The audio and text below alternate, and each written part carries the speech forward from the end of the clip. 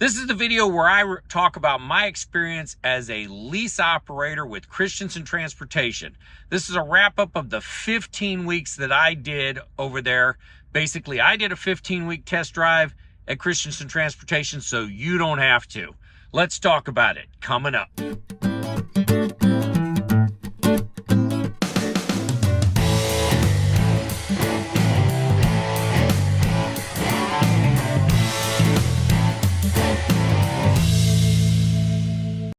All right, we're going to start this off talking about fuel. I used a lot of diesel fuel over the 15 weeks. I used 5,433 gallons of diesel fuel. At pump price, that would have cost $26,867. That's a lot of fuel. $4.95 per gallon was the average price that I paid or would have paid for fuel.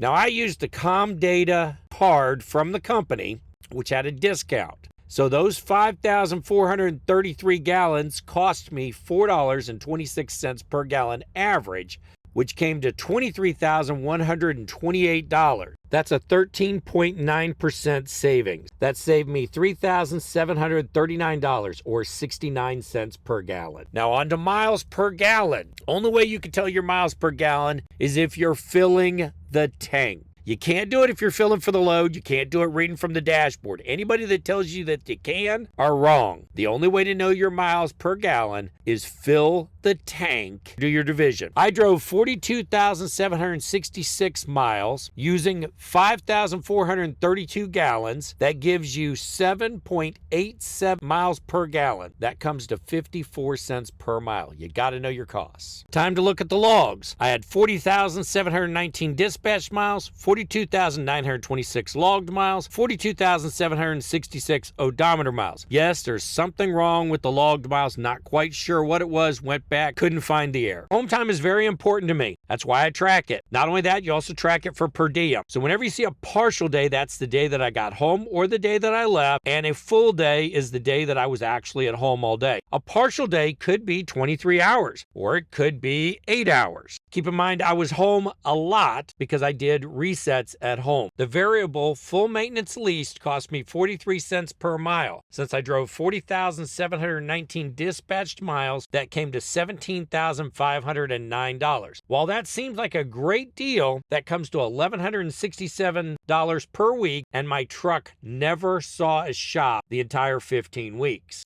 Looking at the loads, there were 61 loads, 6,191 empty miles, 33,662 loaded miles. That comes to 39,853 miles. Keep in mind that you don't get paid until after you hit 50 on the empty miles. 84.5% loaded, 653 miles average per load. All right, the revenue summary. $59.60 for empty miles, $41,961 for loaded miles, $860 for detention, $1,038 for market surcharge, $18,573 for fuel rebate, $2,250 for sign-on bonus, $250 for orientation, came to a total revenue for the 15 weeks of $70,892. The expense summary. $17,509 for variable lease, $1,588 for all of the insurances, physical, bobtail, OCC, ACC, $690 for IRP plates and $2,290, $772 for IFTA fuel tax, $1,125 for the communications rental, that's the tablet, $36 for ComData use fees, $7,500 for the default deduct fee, $23,128 for diesel fuel, $899 for DEF. That comes to a total of $53,250. My end result for the 15 weeks, the net, was $17,642.38.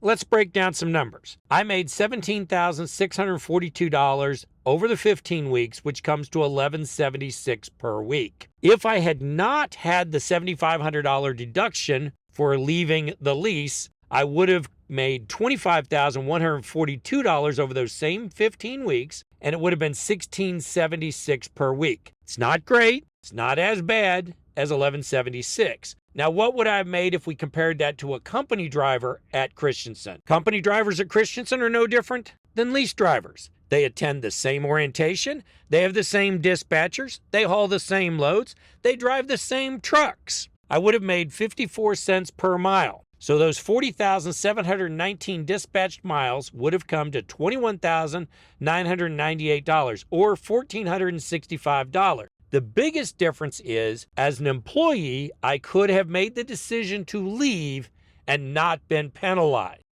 We've all seen the videos from people who have been in the industry for quite a long time who put out advice like this one, tips for leasing a truck from Trucking Answers. Mark lays it out. He spells out the things that you should do, and of course, I didn't listen. Smart Trucking has a video, don't walk away from lease operator programs, run. Again, did I listen? These are people who have been in this industry for a long time and have talked to a lot of people. They have a lot of inside knowledge. You don't have to listen to me. I'm a newbie. I'm a rookie. These people are experts. This video from the very popular Mother Trucker Show has 41,000 views, exposing the truth how Swift, Schneider, CR England, and all carriers scam new truckers to lease. Highly recommend you taking a watch of this video.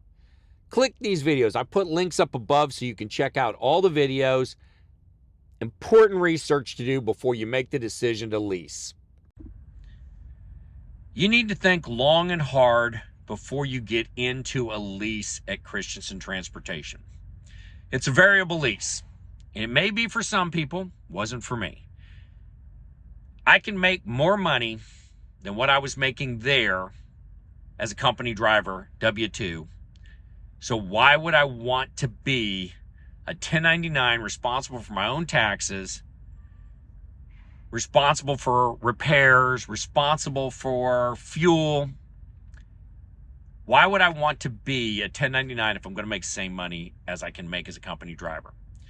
One of the biggest problems I found was the dispatch.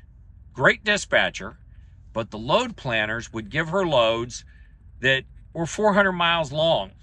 Pick up on one day, deliver the next day. And this was a constant. I constantly had loads like that. I drive 600 miles a day. I don't want a load that's going to be 400 miles over 2 days. It's just not going to work for me. It's going to keep me down from what I can earn. And something people have said for a long time, and we all think we've learned something better and we know better than the experts. Don't have your lease with the same people who control your dispatch. How many horror stories have we heard from people who have the same carrier as the name who controls their lease?